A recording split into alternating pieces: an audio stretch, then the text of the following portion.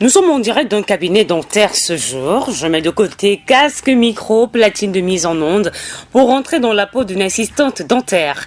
Patrick Fouenant, bonjour. Bonjour. Vous êtes dentiste et notre patient du jour souffre d'une carie, vous me disiez. Oui, il est venu pour une carie et nous allons l'examiner. Et nous allons voir effectivement à quel niveau se situe sa carie et le traitement que nous allons lui proposer. D'accord. Alors, par contre, comment j'enfile une blouse? Oui, vous allez porter une blouse et vos gants aussi et votre masque. Ok, merci bien.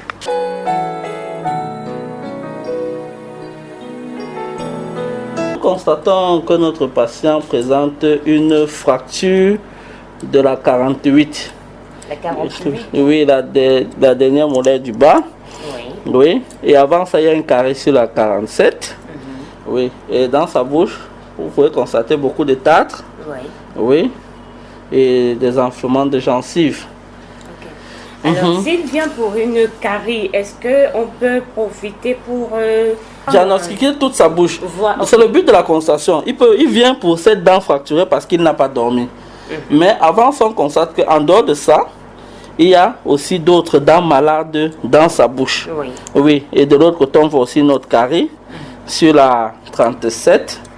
Donc, je pense que... Ouvrez la bouche, monsieur, s'il vous plaît. Oui. En haut aussi, nous voyons une carie sur la dernière molaire du haut. Donc, à ce niveau, la constatation étant terminée, nous allons lui proposer un canevas de soins. Le canevas de soins consistera à gérer d'abord, en fonction du patient, gérer l'urgence et faire une chirurgie préventive. Donc, pour éviter qu'il ne vienne encore une fois et qu'il n'a pas dormi, on va lui proposer de soigner les dents malades pour qu'elles ne se fracturent pas, pour que la carie n'évolue plus. Et aussi faire un détartrage pour toute la bouche. Et c'est douloureux le détartrage? Non, le détartrage n'est pas douloureux. Ça prend combien de temps à peu près? Bon, on ne peut pas dire que le détartrage prend un certain temps, mais il est entre 30 minutes à 1 heure de temps. Nous sommes dans le cas du détartrage. Oui, nous sommes dans le cas du détartrage. Et ce patient présente beaucoup de plaques dentaires. Et nous allons aussi le conseiller pour son hygiène bucco-dentaire. Oui, et qu'il utilise une bonne pâte, une bonne brosse. Et ensuite, qu'il vienne de faire ce détartrage pour les 6 mois. Parce qu'il risque d'avoir une parodontite et aussi des mobilités dentaires. Le bruit est certes désagréable, mais c'est le résultat qui compte. Donc, nous allons le faire comme ça, nettoyer toutes les dents, face vestibulaire, face linguale, face palatine et les espaces interdentaires. Donc, c'est pas douloureux. Certains patients craignent souvent le détartrage, mais le détartrage, il est nécessaire pour pouvoir conserver ses dents et avoir une bonne haleine. Le détartrage, c'est une action qui consiste à enlever le dépôt accumulé sur les dents et il ne peut être enlevé avec la brosse à dents. Il faut à tout prix passer chez le dentiste. Je vois là, ça c'est quoi ça? Il y a la lumière, qu'on a au-dessus de la tête. Oui, c'est le cialytique, c'est ce qui permet aux praticiens de voir correctement dans la bouche du patient. Et si pendant les soins, il y a coupure d'électricité, comment on fait? Si vous n'avez pas un groupe, le traitement va s'arrêter. Et on est obligé de revenir dans ce cas-là? Oui, de revenir, ou bien de recommencer. Oui. Donc, l'inconvénient en cabinet dentaire, c'est que tout est électrique. Oula. Oui. Tout est électrique. Donc, et comme la bouche, les espaces sont très petits, il faut une très bonne visibilité. Oui, une très bonne visibilité. Donc, nous allons nettoyer cette bouche correctement. Est-ce qu'il arrive que le patient ne puisse pas ouvrir la bouche pour que le soin se passe normalement? Oui, généralement, il y a certains patients qui sont un peu stressés.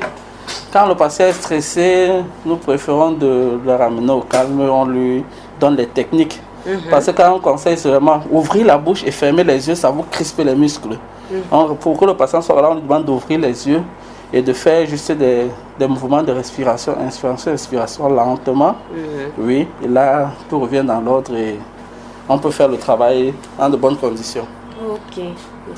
Alors, la suite, c'est quoi? Qu'est-ce que je dois faire?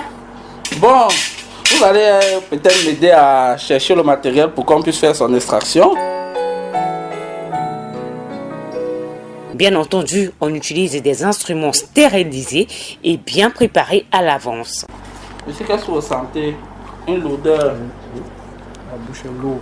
Ça pèse au niveau de là où vous avez piqué. Ok. Un côté de la langue est bizarre? Oui.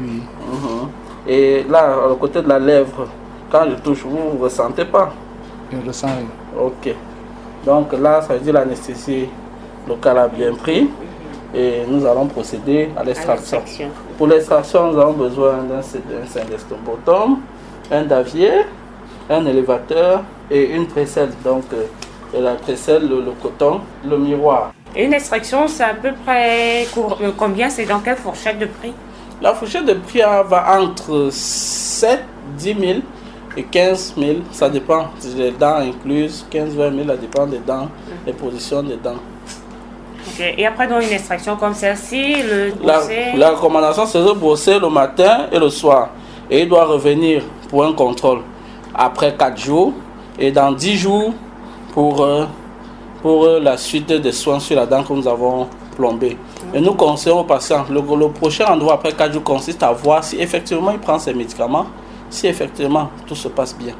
Vous avez compris, j'espère que vous avez respecté les prescriptions médicales. Je crois qu'on va faire l'effort de respecter. Vous savez que c'est aussi l'argent. Et voilà, c'est terminé pour aujourd'hui. On rentre dans sa peau de journaliste.